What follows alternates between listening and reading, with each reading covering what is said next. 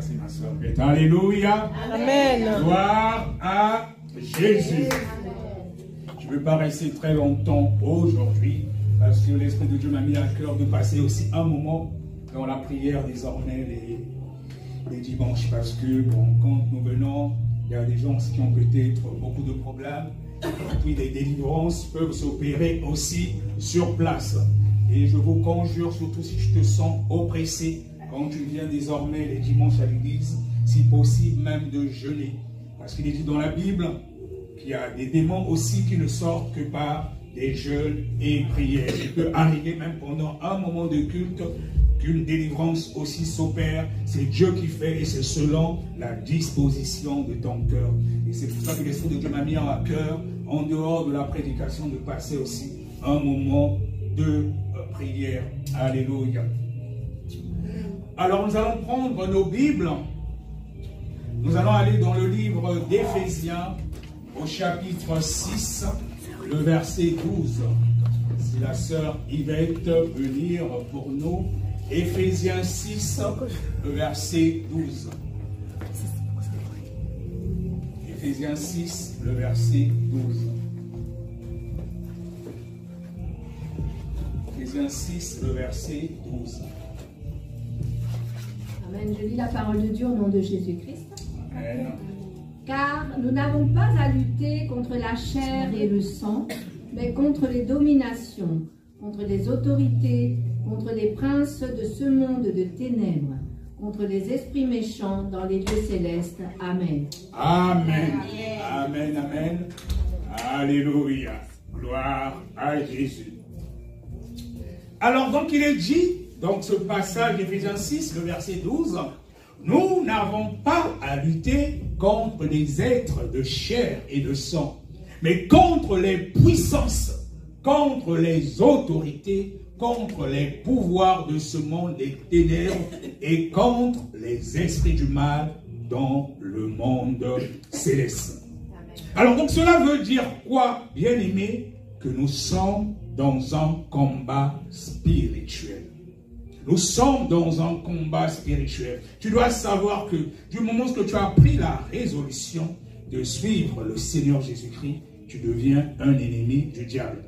Tu deviens un ennemi du diable et il va te combattre. Surtout si tu marches dans la sanctification. Quand tu ne reçois pas Jésus, même quand tu ne marches pas dans la sanctification, il ne te combat pas parce qu'il sait que tu l'appartiens déjà. Mais quand tu prends la résolution de commencer à te dépouiller, de marcher en conformité avec sa parole, sache que tu deviens l'ennemi numéro 1 du diable. Pourquoi cela? Parce qu'il n'a qu'un seul but, c'est d'emmener le maximum d'âmes vers lui pour que ces âmes aillent un jour en enfer. Le diable, il ne veut que cela. Il ne veut que cela. Mais non, cependant, que tu le combattes ou pas, il te combat. Donc, vaut mieux le combattre. Et le diable, il a besoin des agents, des personnes comme toi et moi pour nuire à d'autres personnes. Et de la même façon, Dieu a besoin de toi et moi pour prier aussi pour d'autres personnes. C'est comme ça que ça marche. Dieu, il y a des choses qu'il peut faire. Mais comme il est juste, il préfère que ce soit toi ou moi qui intercédons justement pour d'autres personnes. Et c'est pour cela que c'est important. Prends l'habitude de le faire, surtout quand tu sais que tu commences à marcher dans la sanctification totale. Comme il est dit dans la Bible que la prière du juste a une grande efficacité. Prends souvent l'habitude de t'oublier même toi-même. Prends l'habitude de prier pour les autres. Plus tu pries pour les autres, Dieu te donne. Dieu te donne. J'expérimente cela, ça va bientôt faire 3 ans. Quand je devance l'aurore dans la prière, je passe plus mon temps à prier pour les autres. Tu ne sais pas qui tu es en train de sauver pendant que tu es en train de prier. Pendant que tu le fais, ce sont des matériaux de construction aussi pour toi au ciel. Ta maison est en train d'être construite là-bas. Pareil dans l'évangélisation, comme je le disais encore hier quand on évangélisait à Paris, il y a une puissance derrière cela. Plus tu évangélises, tu es en train de dépeupler le camp de l'ennemi. Et le diable, il est en colère contre toi. Et tu peux être certain que plus tu évangélises, Dieu te rajoute des anges qui te protègent. Parce que tu deviens un élément qui a vraiment Tout le monde a de la valeur à ses yeux. Mais plus tu commences à dépeupler le camp de l'ennemi, tu deviens vraiment un élément qu'il cherche, que l'ennemi cherche à battre. Donc Dieu te rajoute encore des anges. Dieu te rajoute encore des anges. Et même quand vous me voyez là, au niveau de la chair, en train de prêcher, au niveau spirituel, si tu es connecté en esprit, Dieu en t'ouvrant les yeux, et tu verras que ce n'est plus moi. Parce que le fait de monter déjà dans la chair pour annoncer la bonne nouvelle, nous combattons aussi le camp de l'ennemi. Et plus tu combats le camp de l'ennemi, obligé, il te rajoute des anges, il te protège. Il te protège. Même quand on va évangéliser, il y a des flèches aussi, il y a des agents des ténèbres qui sont là. Et Dieu est là pour nous protéger. Parce que le but, nous dépeuplons le camp de l'ennemi et le diable, il est en colère. Donc là, nous venons de dire que nous n'avons pas à lutter contre des êtres de chair et de sang, mais contre les puissances, contre les autorités, contre les pouvoirs de ce monde. Nous n'avons pas à lutter. Donc le combat, il est spirituel. Et c'est pour cela que les gens qui en veulent aux sorciers, tu entends que ton papa est sorcier, ta maman est sorcière, tu veux la combattre physiquement. On voit souvent en Afrique, il y en a qui vont jusqu'à brûler des sorciers et tout. Ils n'ont rien compris. Le combat, il est spirituel. Le Seigneur Jésus-Christ nous a appris à aimer nos ennemis. Alléluia. Alors donc la thématique de ce jour, c'est comment les démons entrent dans nos vies. Comment les démons entrent dans nos vies? Je vais essayer d'aller un peu vite. Comment les démons entrent dans nos vies? Comme le combat, il est justement spirituel. Alors, comme j'ai l'habitude souvent quand je prêche, d'aller toujours dans l'essence du mot pour que l'on comprenne. Alors déjà, le mot démon, en fait c'est démon. Démon dans le grec ancien. Démon, ça serait D-A-I-M-O-N. Si on écrit un peu en français, c'est démon. Dans le grec ancien, et pourquoi je parle du grec, le Nouveau Testament a été écrit en grec.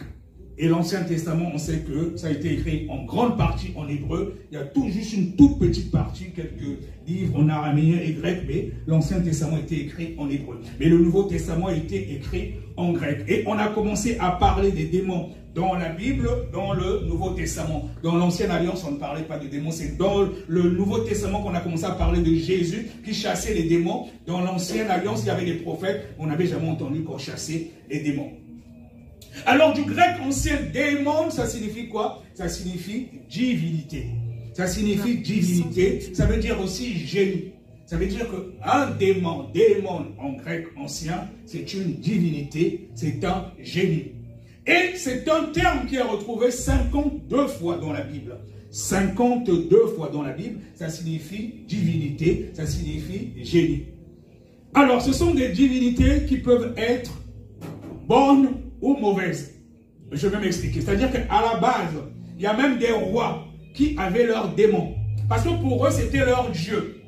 Ils avaient leurs démons. Et même quand on va dans la Grèce antique et tout, il y a beaucoup de déesses, tout cela. Ce sont des divinités, ce sont des dieux. Donc pour eux, c'était leur dieu. Ils voyaient qu'il n'y avait rien de mal en cela. Pour eux, ils croyaient adorer un dieu. Mais nous savons que tout dieu qui ne glorifie pas la seigneurie du nom de Jésus, ce sont des dieux qui sont de l'autre côté. Il y a plusieurs dieux. Pareil, même quand nous voyons dans l'Ancienne Alliance, il y avait beaucoup de petits dieux qui n'avaient rien à voir avec le véritable Dieu. Donc, les démons, à la base, ce sont des dieux, ce sont des divinités, ce sont des génies. Et nous savons que tout ce qui ne glorifie pas le Seigneur Jésus est du côté du diable. Maintenant, quelle est l'origine des démons? D'où viennent les démons? Alors, quand nous allons dans le livre d'Ésaïe 14 et même Ézéchiel 28, on parle de Lucifer, qui à la base, à l'époque, était un ange justement de lumière. Il était un ange de lumière, il était le chérubin protecteur, et s'occupait même de l'adoration dans le ciel. Il s'occupait de l'adoration. Et Lucifer, au niveau de la louange et l'adoration, c'est lui qui s'en occupait au niveau du ciel. Et il sait la puissance qu'il y a dans la louange et l'adoration. Et c'est pour cela que s'il veut combattre un ministère ou même un culte, il va commencer déjà à combattre la louange.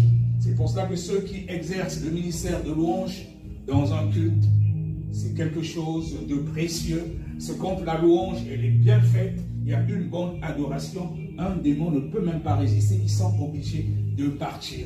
Et si le diable veut combattre, même un culte, il va commencer déjà par la louange. Et quand la louange n'est pas bonne, parce que Dieu, il descend. Quand la louange est bonne, surtout une forte adoration, la présence de Dieu est là. Et même s'il y avait un sorcier, il ne peut rien faire. Il va sentir le fauteuil là où vous êtes assis, ça sera tellement chaud, lui-même il va chercher à sortir. Ou bien les démons qui sont en lui vont sortir et ils vont le laisser. Parce que vous savez, des fois, parfois, il peut y avoir des sorciers dans l'église qui sont là, qui sont assis. Mais comme il y a la présence de Dieu, ils étaient venus peut-être pour faire du mal.